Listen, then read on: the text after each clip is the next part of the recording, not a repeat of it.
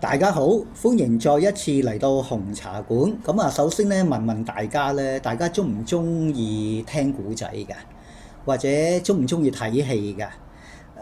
嗱，見過有啲嘅小朋友咧，細細個咧，啲媽媽咧，特別喺臨瞓之前咧，就好中意講古仔俾啲小朋友聽嘅。原來我哋人類咧就有樣嘢好得意嘅，我哋心理上咧有個好得意嘅現象嘅，我哋個人個腦咧係好容易俾故事去吸引嘅，我哋就唔係咁中意去聽一啲或者去能夠去理解到一啲比較抽象嘅一啲嘅事情嘅。呢個就係我哋個腦部嗰個本身嗰個結構嗰個情況。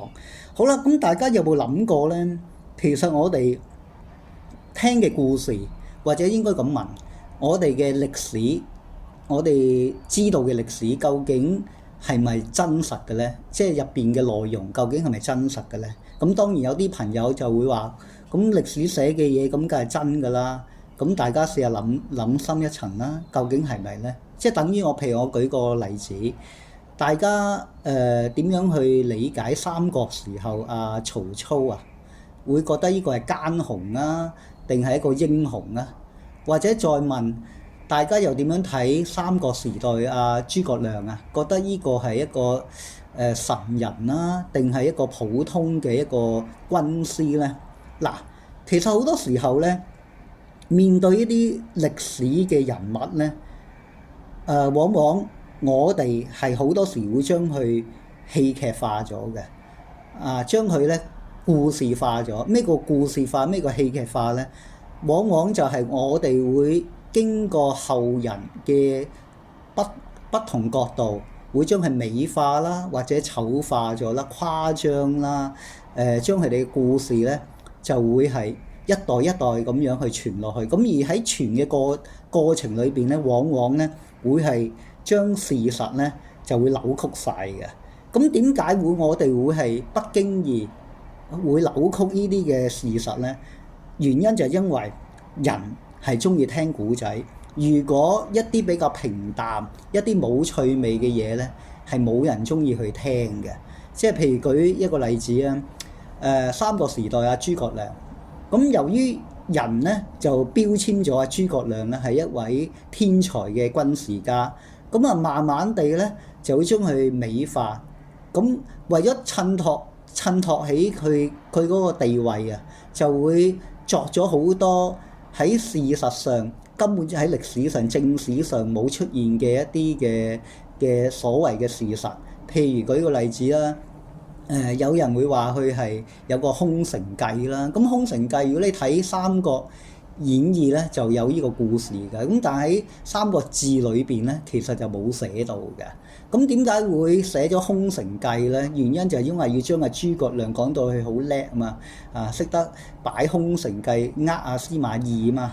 咁另外亦都會為咗襯托諸葛亮咧，就會將周瑜咧就貶低嘅專登。咁但係如果睇翻正史咧，其實周瑜呢個人咧係文武全才㗎，佢嗰個能力咧絕對唔會差得過諸葛亮㗎。咁但係往往就因為想抬高咗諸葛亮，就將周瑜咧講到又小氣啦，又無能啦咁樣嘅。咁呢個亦都係扭曲咗，似乎就扭曲咗正史嗰個描述，甚至有啲嘅歷史嘅事實啦，亦都係㗎。譬如當時秦始皇去興建萬里長城，咁又係角度嘅問題啦。咁有啲人就會覺得佢興建萬里長城咧，要動用好多嘅勞力啦。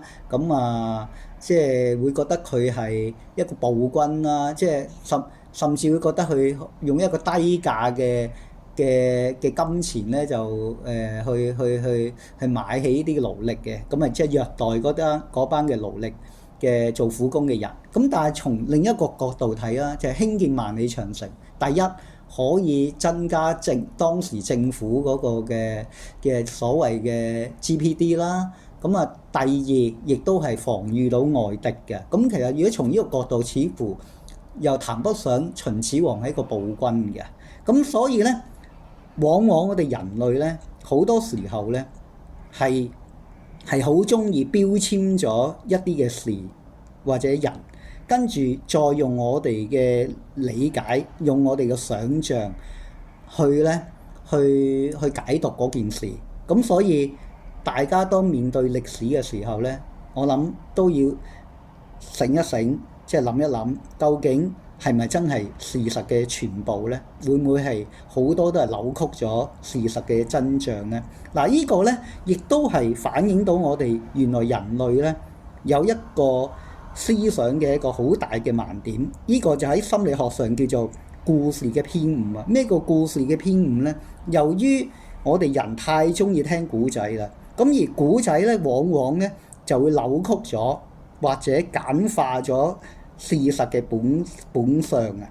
咁而事實咧個故事咧亦都會將所有同當時並不係事實嘅本身嘅配合嘅嘢，通通咧就會排除掉，只會係作翻一啲嘅古仔，同我哋諗嘅嘢一致嘅話咧，套用翻喺嗰件事裏邊。但係嗰件事本身唔係一個事實嚟嘅，係經過我哋去誇張啦、扭曲啦、甚至係誇小都有嘅嚇。譬如再舉多個例子啦，三國時代關羽啦，關羽其實只不過係五虎將，當時五虎將裏邊，蜀國五虎將裏邊其中一個猛將啦。咁當然佢就好打得啦嚇。咁但係後來啲人咧又將關羽咧捧為關公。大家如果係一啲食肆啦，甚至一啲差館咧，都見到關公呢個像嘅。咁將佢咧扭曲成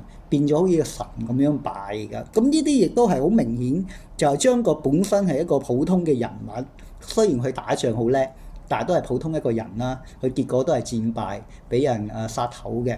咁但係我哋人咧，由於要將佢美化，將關羽呢個角色咧，呢個人物去美化咧，咁亦都係不知不覺或者甚至係故意將關羽咧就抬高到變咗神咁嘅地位去拜嘅。嗱，咁呢點亦都係好明顯，我哋人原來係有呢個心理嘅盲點㗎。嗱，譬如再問問大家啦，如果有兩個例子，我想問大家中意聽乜嘢啦？譬如一個例子就譬如咁講。國王死咗，皇后跟住就死埋，呢個第一個例子。第二個例子，如果我講國王死咗，皇后因為哀傷過度，亦都死埋。我想問下，呢兩個例子大家中意聽邊個啊？我諗好多人都會話第二個，就係國王死咗，皇后因為哀傷過度咧，就跟住死埋。嗱，點解人係中意聽第二個例子啊？因為A 嗰個例子即係第一個例子咧，純粹係一個事實嘅陳述嚇，好平淡嘅。但係第二個故事咧，就係創造咗某種意義嘅。咩意義咧？就係話國王死埋啦，死咗，皇后因為哀傷呢個係一個情感嘅表達，就唔係純粹一個嘅事實嘅陳述。咁而我哋人咧就往往係中意，因為始終我哋人都係一個情感嘅動物啦、生物啦。咁變咗咧，當聽一啲有情緒性嘅字眼嘅描述咧，我哋嗰個共鳴感咧就會比較大啲，所以係中意啲嘅。嗱，譬如另外咧，仲有好多例子嘅。譬如一啲廣告嘅一啲宣傳咧，大家唔知要留意咧，賣廣告啊，其實點樣去令到嗰個產品咧賣得好咧？嗱，譬如舉個例子，賣鑽石戒指，點樣可以賣得好啊？就要將鑽石戒指去包裝成一個古仔一啲動情嘅古仔。咁當人哋一諗起鑽石，就會聯想起嗰個古仔嘅時候，變咗就有個衝動去買啦。譬如賣樓都係啦，賣樓點樣可以令到啲樓咧賣得好啲啊？諗起樓其實純粹如果從一個事實講咧，佢只不過係一個即係石屎做㗎啲鋼筋起嘅一啲四埲牆嘅一個物體啦，叫做。但係如果能夠去賣樓嘅時候，牽涉到原來有樓就帶俾一個家，有家就咩啊？有愛。嗱，咁呢樣嘢就唔同咯喎。當你哋去買樓嘅時候就唔係淨係買四埲牆，唔係淨係買嗰個空間，原來係買一份嘅愛喎。咁個感覺係咪強烈好多啊？所以好多時賣廣告啊，賣樓嘅廣告又好，一啲比較即係任何產品都係㗎，其實都係廣告商咧係會設計到係用一種故事形式去包裝佢哋嘅產品，咁結果當然個銷售量就會係比平淡去描述嗰個產品咧更加嘅優勝嘅。好啦，咁啊，所以結論嚟講啦，其實大家要留意就係話，當無論去睇一啲個人嘅自傳又好，世界嘅歷史又好咧，其實要記住，往往係經過後人一代一代係不經意又好，故意又好，基於自己即係背後嗰個利益又好，佢往往係會扭曲咗原本真實嘅事實嘅。咁當然歷史係咪絕對係錯咧？亦都唔係。我只係想提出就係話歷史入邊嘅內容咧，嗰個真實性咧，大家要細心去有所保留，唔可以100%去相信嚇。咁呢個就會比較安全啲。咁啊，呢個就係我今日想要去提出一個最大嘅目的，就拍呢條片。咁啊，好啦，今日呢條片如果幫到大家嘅，希望大家都可以多多點讚啦嚇，同埋就免費嘅訂閱同埋分享出去。同埋如果有咩嘢關於條片嘅內容，有啲嘅個人嘅睇法啊，咁希望喺留言嗰度咧可以同大家去分享嘅。咁啊，今集到此為止，下集紅茶館見，拜拜。